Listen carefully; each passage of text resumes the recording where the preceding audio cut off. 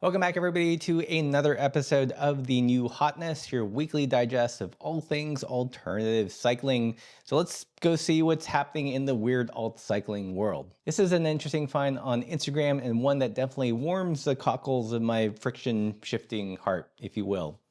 This account, 3D Prints Felix, he does all sorts of interesting 3D printed parts.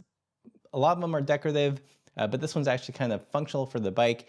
And what it is basically it's a bar and shifter pod that fits in 22.2 bars. As you guys know, most bar and shifters are made for road bikes, and those have a wider diameter. So these are made to fit in the smaller diameters.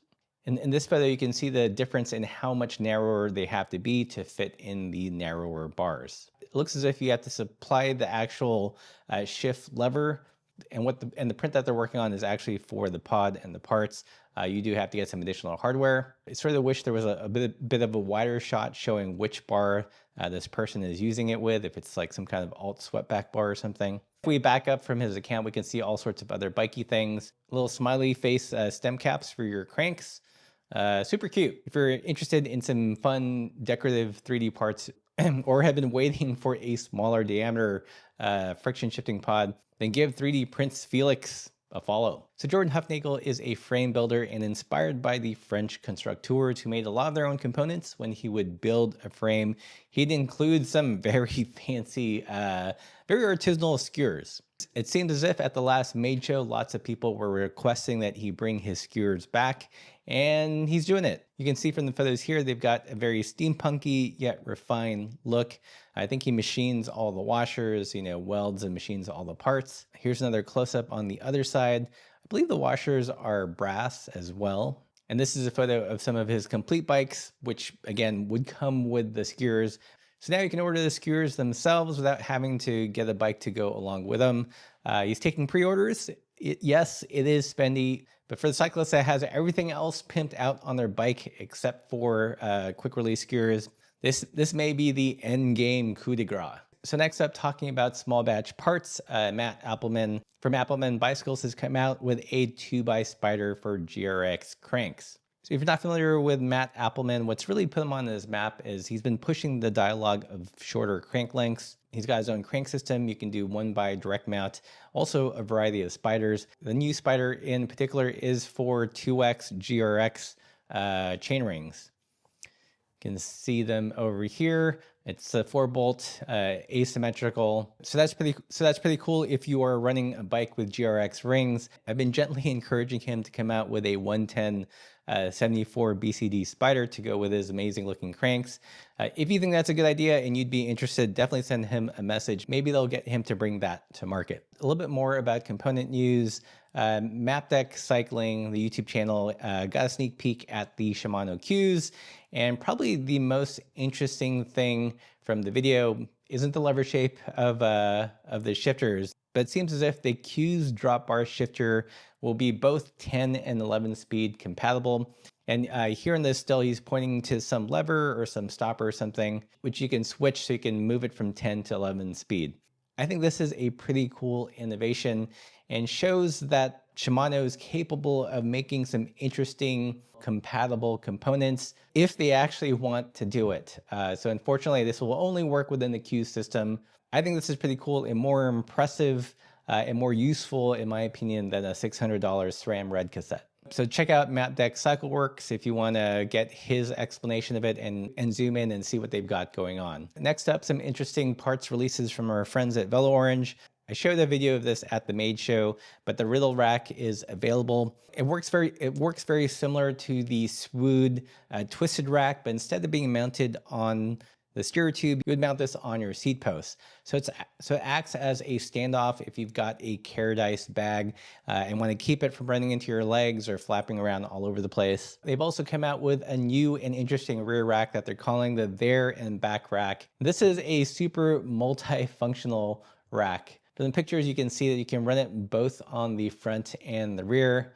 But it's got all the mounting points. You can run it as a platform. You can use panniers on it, but there's lots of bolt holes so you can run a variety of cages. Like this is a Nalgene size cage. So it's basically a rear/front rack with 4 sets of 3-pack mounts on it. I'm planning to review this and the Real Rack in a couple weeks. But you can buy your very own today.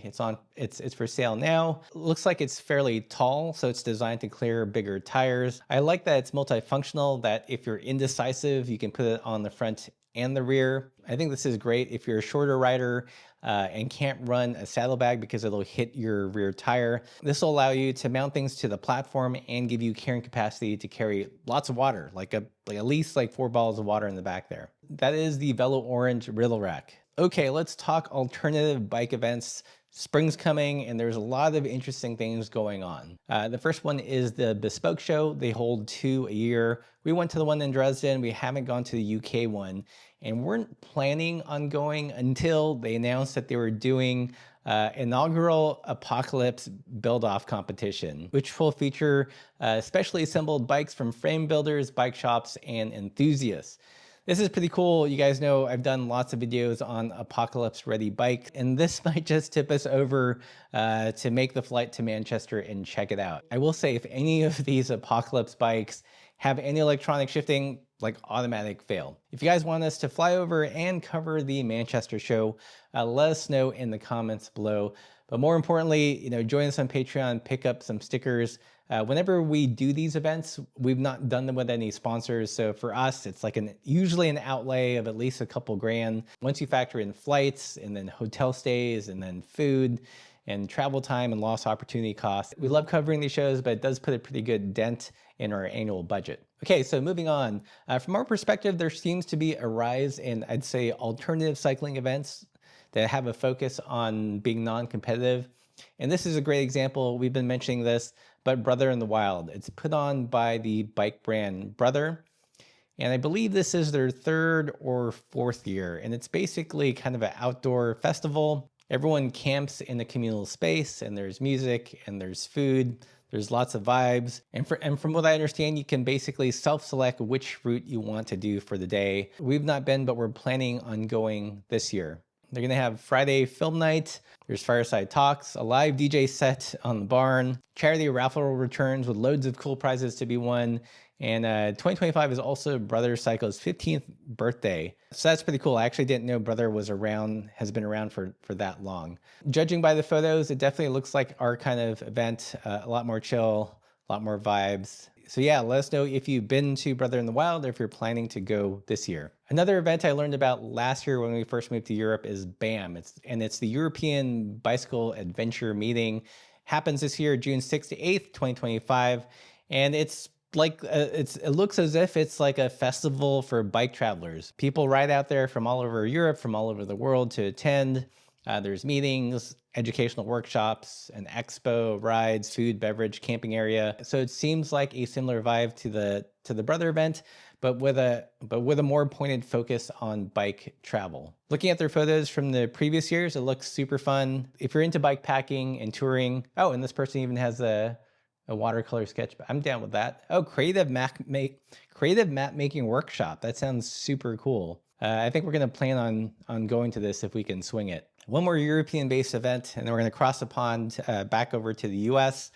This is the Bike Travel Fest put on by Rare Femmes. It's a group of women based in Madrid, Spain. They're into bikepacking and gravel, and they're doing a Badlands edition based out of the town Gore, which is in kind of the Granada province of Spain. And this looks like another really cool and fun event. Laura and I got a chance to go out to Gore recently, and it is amazing. It's every bit as amazing as these photos make it out to be.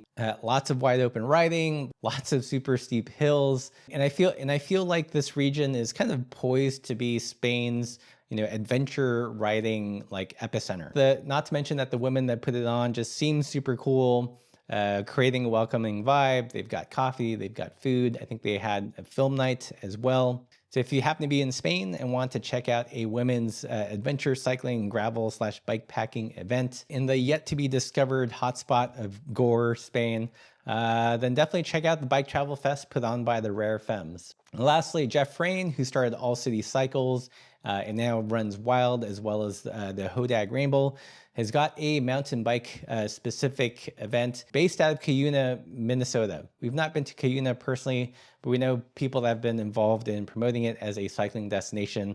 Super cool. The riding looks amazing. This event is going to be June 20th to the 22nd.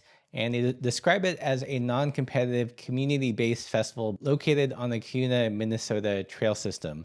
I love how many events there are that are coming out that are calling out non-competitive. The goal of the event is to celebrate the culture and camaraderie of mountain biking, making friends, demo cool bikes, build your skills, and raise money for the trails. There's going to be nightly events, music, and parties similar to the other events that we've been looking at. If you're in the Midwest and want some chill mountain biking vibes, then definitely check out the first annual Midwest Mountain Bike Fest. Now it's time for Signal Boost, where I highlight interesting YouTube and Instagram accounts that you guys should check out. This one came recommended in our Discord. It's a YouTube channel called Grumpy Bicycle.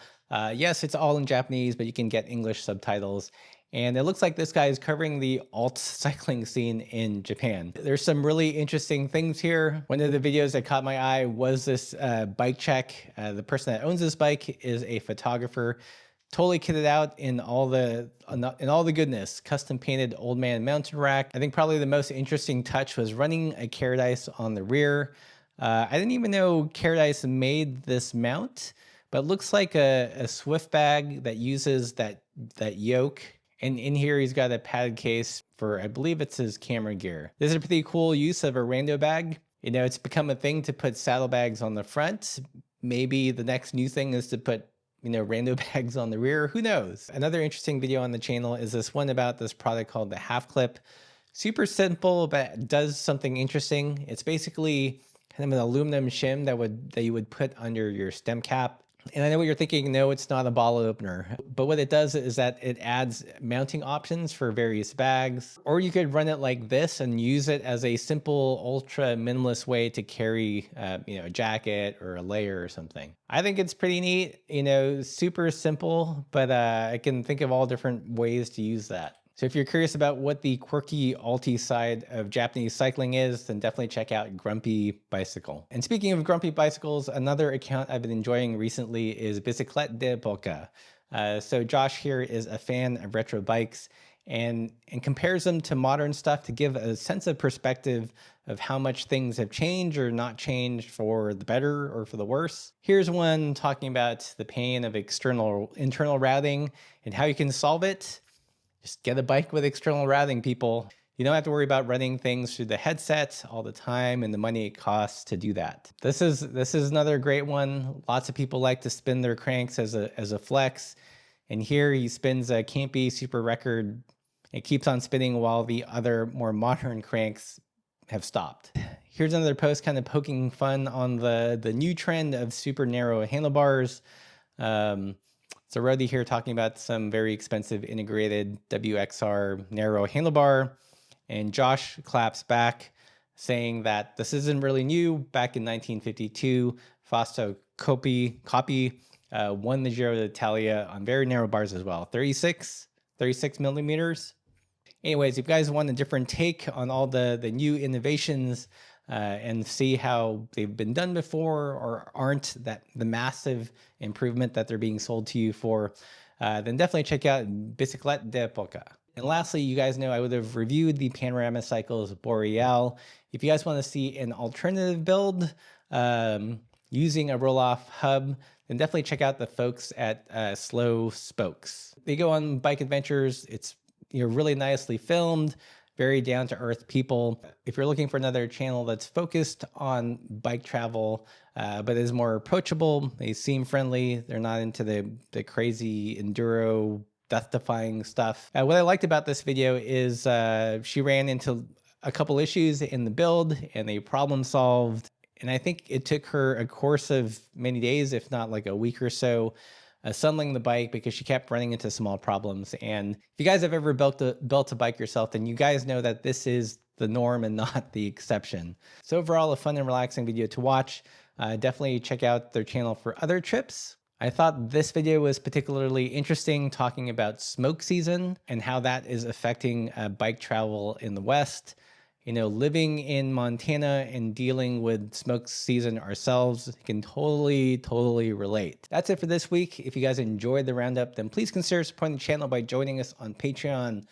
picking up some stickers so we can go to that Manchester show and maybe attend some of these events and actually film and make more content. You guys know what to do. And as always, keep the supple side down.